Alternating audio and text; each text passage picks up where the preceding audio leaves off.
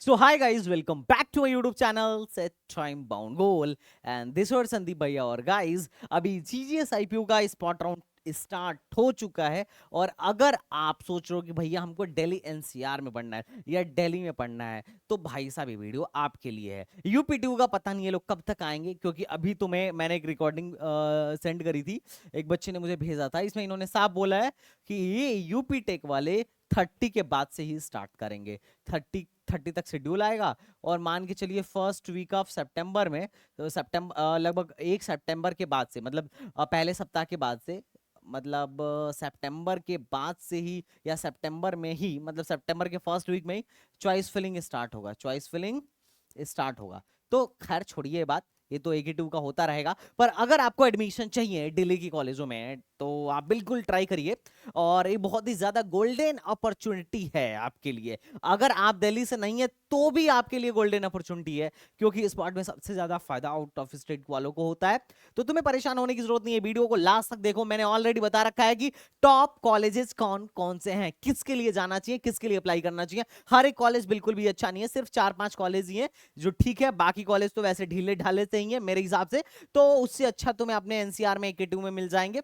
तो अगर आपको दिल्ली में पढ़ना है तो आप इन कॉलेजों को प्रेफर कर सकते हो, मैं जिनका नाम तुम्हें बताने वाला हूं। और साथ ही साथ मैं बताऊंगा कि टोटल प्रॉपर शेड्यूल क्या है, कितनी सीट्स वैकेंट हैं। यहां पे हम पहले शेड्यूल डिस्कस करेंगे कि क्या शेड्यूल है, किस हिसाब से यहां पे काम होने वाला है, किस हिसाब से हमें स्पॉट राउंड में पार्टिसिपेट करना है। पूरा प्रोसेस में समझाऊंगा कि चॉइस फिलिंग का क्या हिसाब किताब है, भाई बैठना कैसे है, कितने का रजिस्ट्रेशन है और कौन कौन एलिजिबल है, और वैकेंट लिस्ट क्या है, मतलब कितनी सीट्स वैकेंट है। क्योंकि देखो, सीट अगर वैकेंट नहीं रही तो स्पॉट में बैठने का कोई मतलब नहीं है। अगर सीएसआईटी की सीट्स अच्छे अच्छे कॉलेजेस में खाली हैं, जैसे एमएआईटी, एमएसआईटी, यूएसआईसीटी और आपका भगवान परशुराम भारती विद्यापीठ, तब तो बैठने का फायदा है, अदरवाइज कोई फायदा नहीं है। क्योंकि बैठने में भी तो 3,000 जा रहे हैं ना, 3,000 जा रहे हैं। और उसके बाद रजिस्ट्रेशन और चॉइस फिलिंग कब से हो रहा है, और टॉप कॉलेजेस यहाँ के कौन कौन से हैं। तो इन कुछ मुद्दों पर मैं आपसे बात करने आया हूँ, और ये वीडियो आपके लिए बहुत ही ज्यादा हेल्पफुल है। आपको बिल्कुल परेशान होने की जरूरत नहीं है। और मैं आगे बढ़ने से पहले आपको बता दूं,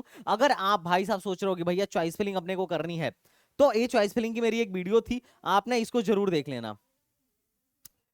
चॉइस फिलिंग आप खुद समझ जाओगे कि कैसे चॉइस फिलिंग करना है। मैंने एक एक आपको कट ऑफ के साथ मैंने आपकी चॉइस फिलिंग भर के दिखाई थी, चॉइस फिलिंग बताई थी कि आपको कैसे भरना है और कैसे नहीं भरना है। बाकी इसमें आपको जिस तरीके से चेंजेस करने होंगे कर लेना। तो चॉइस फिलिंग का पहले मैं आपको चॉइस फिलिंग का फंडा मैंने पहले ही क्लियर कर दिया, और इस वीडियो की लिंक मैं आपको डिस्क्रिप्शन में दे दूंगा, तो डोंट वरी। तो चॉइस फिलिंग वाली बात पहले ही हो गई, आगे बढ़ते हैं। पहली बात, कौन कौन एलिजिबल है। तो हर एक बंदा एलिजिबल है, चाहे तुमने सीट ले लिया हो तो भी एलिजिबल हो, सीट नहीं ली हो तो भी एलिजिबल हो, पहले रजिस्ट्रेशन किया था तो भी एलिजिबल हो, पहले रजिस्ट्रेशन नहीं किया था तो भी एलिजिबल हो, कॉलेज मिल गया तो भी एलिजिबल हो, कॉलेज नहीं मिला तो भी एलिजिबल हो। मतलब कोई इसमें मतलब दिक्कत ही नहीं है, एवरीवन इज एलिजिबल। बस वही है कि आप जेई इस साल जेई देने दिए होने चाहिए और बोर्ड में 60% का एग्रेडिकेट होना चाहिए। तो ये वाला मसला है, बाकी तो कोई दिक्कत नहीं है। तो एलिजिबिलिटी में कोई शक ही नहीं है। अब एडमिशन का प्रोसेस क्या है, इंपॉर्टेंट हाइलाइट्स हम आपको पहले बताने जा रहे हैं। तो देखो, अगर मैं स्पॉट राउंड की बात करूं ना, तो विड्रॉल आज करना था, आज विड्रॉल का आज लास्ट डेट था। जिनको पहले से सीट मिली हुई है वो आज विड्रॉल कर सकते थे। मान लो तुम्हें कोई सीट मिली हुई है और तुम्हें वो सीट पसंद नहीं आ रही है, तो तुम विड्रॉल मार सकते थे आज। लेकिन अब टाइम खत्म हो गया है और अब रजिस्ट्रेशन स्टार्ट हो गया है। तो आपको कोई बात नहीं, आपको परेशान होने की जरूरत नहीं है। आप जो लोग रजिस्ट्रेशन करना चाहते हैं उनको सबसे पहला यह है कि इनका रजिस्ट्रेशन जो चलने वाला है 26 से लेके 28 के बीच में चलने वाला है।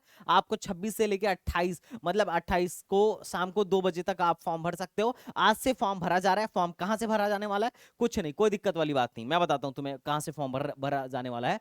मतलब जैसे पहले भरे थे वैसे ही भरना है। तुम जीजीएस आईपीयू काउंसलिंग पोर्टल में चले जाओ,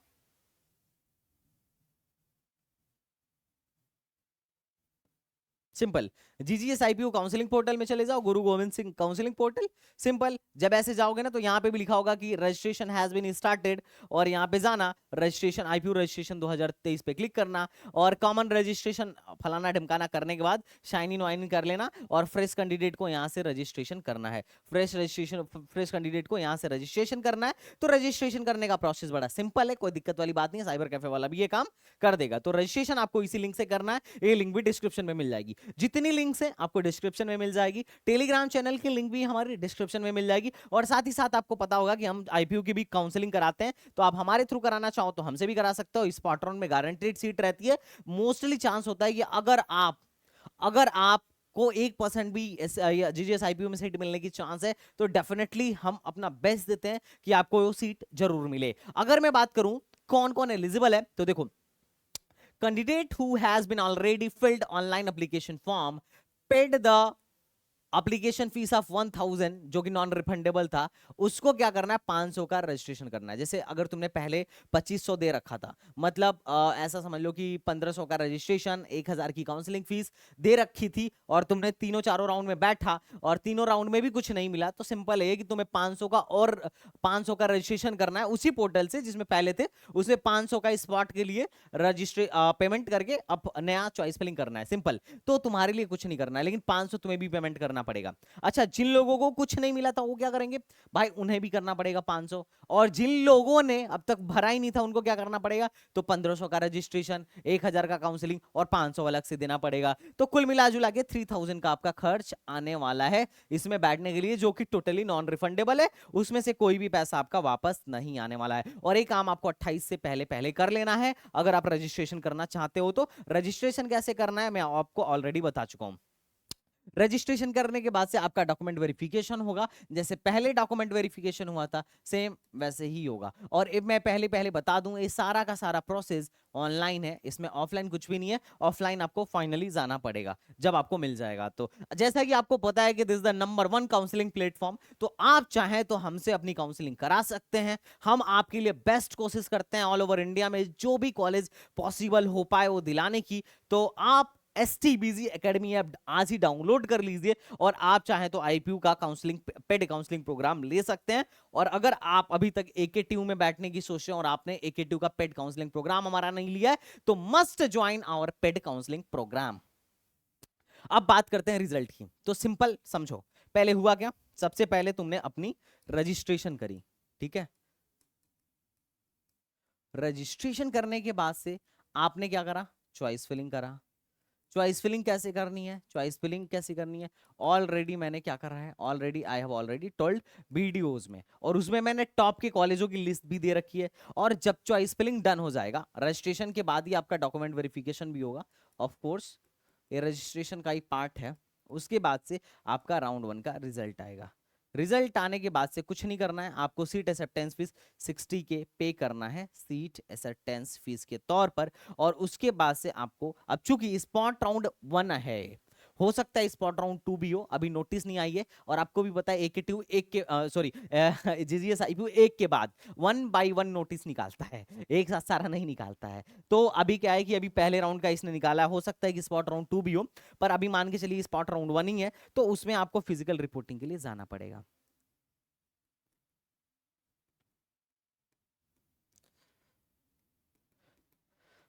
भाई फिजिकल रिपोर्टिंग के लिए कहां जाना पड़ेगा, अलॉटेड इंस्टीट्यूट में सारा का सारा ओरिजिनल डॉक्यूमेंट्स लेके जाना पड़ेगा। तो सिंपल फंडा है, ठीक है। तो ये रहा आपका वो चीज, ठीक है। तो रिजल्ट आने के बाद से आपको कुछ नहीं करना है, कैंडिडेट में log in to see the result 29 तारीख को, 28 तारीख तक आपका, 28 अगस्त तक आपका फॉर्म भरा जाएगा, और 29 तारीख तक को आपका रिजल्ट आ जाएगा, 29 अगस्त को आपका रिजल्ट आ जाएगा। रिजल्ट आने के बाद से पार्शियल एडमिशन फीस या सीट एक्सेप्टेंस फीस आपको 60,000 देना है। और उसके बाद से आपको क्या करना है कि after declaration the result of, मतलब इसके बाद से आपको वहां पे फिजिकल वेरिफिकेशन के लिए जाना है, दैट्स इट।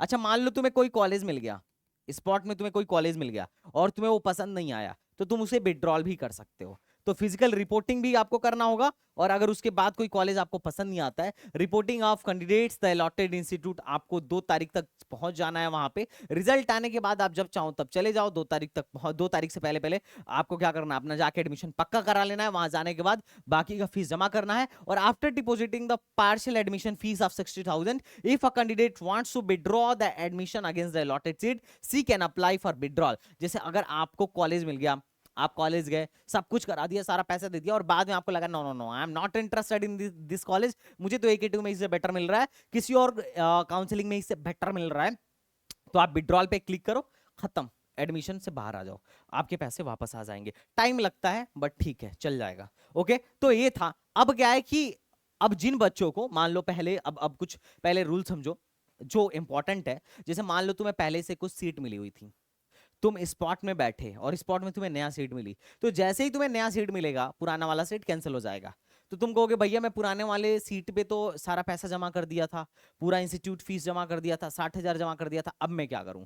तो तुम्हारा फीस जो है ना एडजस्ट हो जाता है। Adjustment of partial academic fees in spot round of counselling, इसके लिए तुम्हारे पैसे लगते हैं 5,000 के आसपास, और तुम्हारा जो पैसा है सारा का सारा दैट विल बी एडजस्ट। ठीक है, the following candidate need not to pay again the, अब जिसने पहले से 60,000 पे किया था ना, उसको सीट मिलने के बाद 60,000 पे नहीं करना है, उसको कोई पे नहीं करना है, उसका फीस एडजस्ट हो जाता है। A candidate who wants to allot a seat in any round online counselling and paid partial part admission fees and reported, देखो इनको कोई मतलब इनको कुछ भी नहीं करना है। The following candidate need not to pay again the part admission fees during admission in spot round, जिन लोगों ने अपना पैसा वैसा जमा कर दिया है, और जिन लोगों को अ candidate who allotted a seat in online round counselling paid the partial academic fees, but जो लोग पैसे जमा करके अपने कॉलेज में रिपोर्ट कर दिए थे उनको भी 60,000 नहीं जमा करना है। जिन लोगों ने 60,000 जमा किया था और रिपोर्ट नहीं किए थे उनको भी नहीं जमा करना है। Any candidate who admitted in any round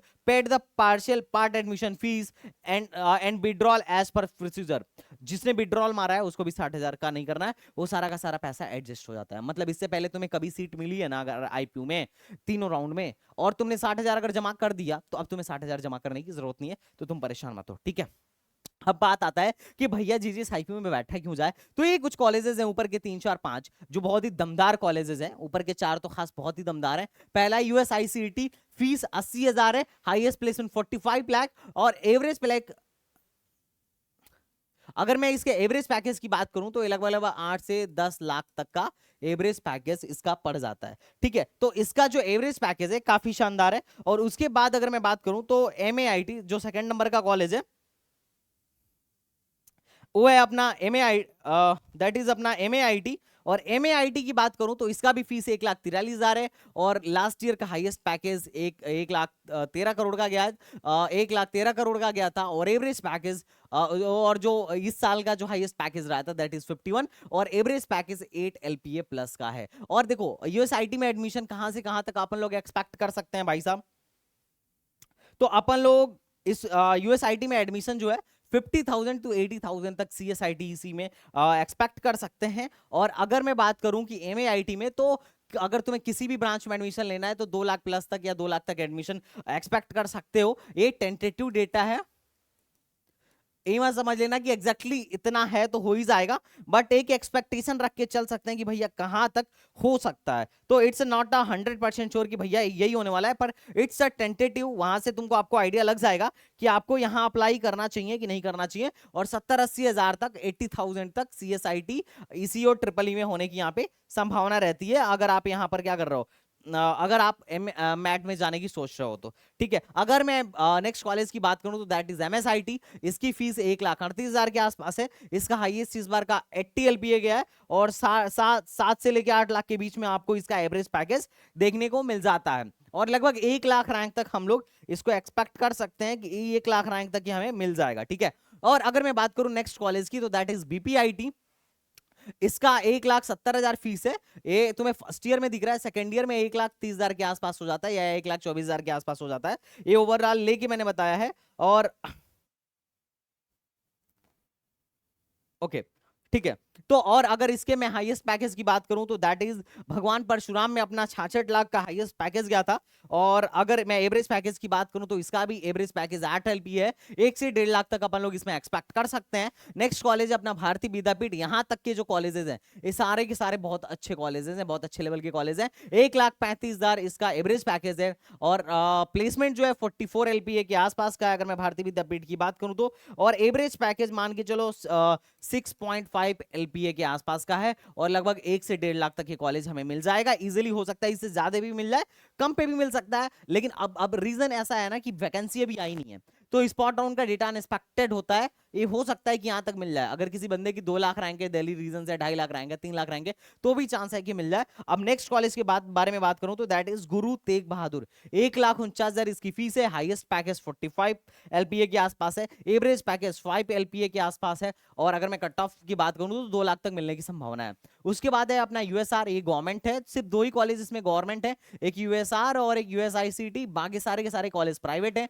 इसकी फीस 1,35,000। अगर मैं प्लेसमेंट की बात करूं तो चूंकि इसका फर्स्ट बैच अभी आया ही नहीं है, अभी ये कॉलेज नया है, और अगर मैं कट ऑफ की बात करूं तो चूंकि इसमें एआई है, एआई एंड डेटा साइंस है, इंडस्ट्रियल आईओटी है, और आपका ऑटोमोशन एंड रोबोटिक्स है, तो ये भी ठीक ठाक आपको 1.5 लाख रैंक तक देखने को मिल जाएगा, मिल सकता है। अगर मैं डॉक्टर अखिलेश की बात करूं तो इसकी फीस है 1,20,000 के आसपास, और इसका एवरेज, इसका हाईएस्ट पैकेज 44 एलपीए और एवरेज पैकेज 46 एलपीए के आसपास का है। तो ये भी एक ठीक कॉलेज है, हालांकि ये ज्यादा उतना प्रिफरेबल नहीं है, बट ठीक है, you can consider it. College का कैंपस बहुत छोटा है, बट ठीक है, दिल्ली में है तो लोग जाते हैं। बट ओवरऑल जो सूर के 4-5 कॉलेजेस हैं, दे आर वो काफी बढ़िया है। मतलब एमएआईटी अगर एमएसआईटी अगर आपको मिल रहा है तो आप बिल्कुल कंसिडर कर सकते हो।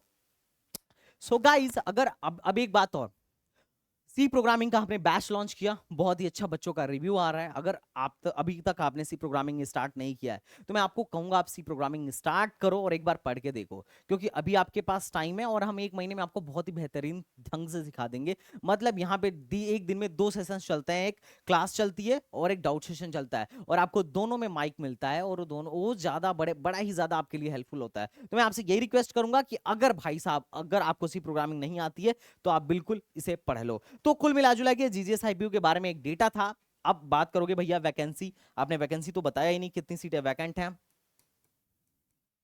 तो मैं आपसे कहूंगा भाई साहब, वैकेंसी अभी आई ही नहीं है, अभी रिलीज ही नहीं हुई है। अगर रिलीज होती है तो मैं इस पे एक छोटा सा शॉर्ट वीडियो आपको बना के आपको इन्फॉर्म कर दूंगा। बट ओवरऑल अगर आप चाहते हो दिल्ली में पढ़ना, तो जैक दिल्ली में तो मुश्किल होता है एडमिशन, क्योंकि कट ऑफ बहुत हाई जाती है। पर जीजीएस आईपीयू इसका एक सस्ता वाला सब्स्टिट्यूट होता है जिसमें इजीली एडमिशन हो जाता है। तो कुल मिला जुला के अगर आपको दिल्ली साइड में पढ़ना है, फीस भी ज्यादा नहीं देना है, तो you can consider this counselling. तो चलिए मिलते हैं नेक्स्ट वीडियो में, तब तक के लिए बाय बाय, टाटा एंड जय हिंद।